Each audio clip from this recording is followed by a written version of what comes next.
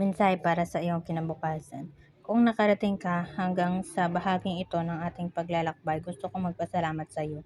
Marahil may mga pagkakataon na habang nakikinig ka na may mga alaala kang naalala. May mga sugat kang muling naramdaman at may mga pangarap kang muling naisip. At marahil may mga bahagi ng iyong sarili na mas naunawaan mo. Sa mga nakaraang kabanata, pinag-usapan natin ang paghahambing sa sarili, ang halaga ng maliliit na hakbang, ang pagod, ang pagkabigo, pagmamahal sa sarili, pag-asa, pagpapatawad, pagtanggap sa nakaraan at mga bagong simula. At ngayon, mas nais kong mag-iwan ng isang mensahe para sa taong magiging ikaw sa hinaharap. Hindi ko alam kung nasaan ka habang nakikinig ka nito. Hindi ko alam kung ano ang pinagdaraanan mo. Hindi ko alam kung anong mga laban ang tahimik mong hinaharap araw-araw. Ngunit may isang bagay akong alam, at iyon ay ang katotohanan ng umabot ka rito. Nakalampas ka sa mga araw na akala mo ay hindi mo kakayanin. Nakalampas ka sa mga gabing puno ng pag-aalala. Nakalampas ka sa mga sandaling gusto mo nang sumuko. At kahit hindi mo napapansin, napakalayo na ng iyong narating. Minsan kasi, masyado tayong nakatingin sa mga bagay na wala pa tayo, sa mga pangarap na hindi pa natutupad, sa mga plano na hindi pa nangyari. At dahil dito, nakakalimutan natin pahalagahan ang mga bagay na nalampasan natin. Nakakalimutan natin kilalanin ang ating sariling lakas. Nakakalimutan natin bigyan ng halaga ang ating pag-unlad. Kung maaari lamang sana makita mo ang sarili mo mula sa pananaw ng ibang tao, makikita mo kung gaano ka katatag. Makikita mo kung gaano karaming pagsubok ang nalampasan mo. Makikita mo kung gaano ka lumago mula sa taong ikaw noon. At marahil mas magiging mabait ka sa sarili mo. May isang bagay na gusto kong sabihin sa iyong kinabukasan. Kapag dumating ang mga araw na nagdududa ka sa sarili mo, alalahanin mo kung gaano karami ang nalampasan mo. Kapag dumating ang mga araw na pakiramdam mo ay mabagal ang iyong progreso, alalahanin mo na ang bawat maliliit na hakbang ay mahalaga. Pag dumating ang mga araw na pagod ka, alalahanin mo na pahinga ay hindi kahinaan. Kapag dumating ang mga araw na muli kang mabigo, alalahanin mo ang pagkabigo ay hindi katapusan. Kapag dumating ang mga araw na nakakalimutan mong mahalin ang sarili mo, alalahanin mo na karapat-dapat ka pa rin sa kabutihan. Kapag dumating ang mga araw na puno ng problema, alalahanin mo na may pag-asa pa rin. Kapag dumating ang mga araw na kailangan mong magpatawad, alalahanin mo na sa kapayapaan ay may mas mahalaga kaysa sa galit. Kapag dumating ang mga araw na bumalik ang iyong nakaraan, alalahanin mo na hindi ito tinutukoy ang iyong hinaharap.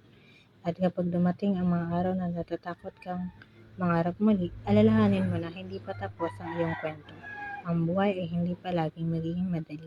May mga panahong magiging magulo ang lahat. May mga panahong tila walang malinaw na direksyon.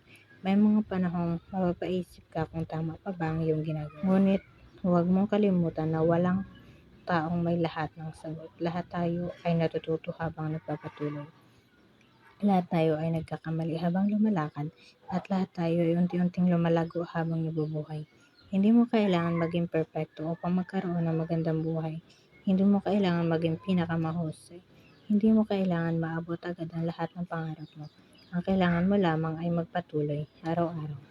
Hakbang-hakbang at sandali-sandali. May mga taong darating sa buhay mo.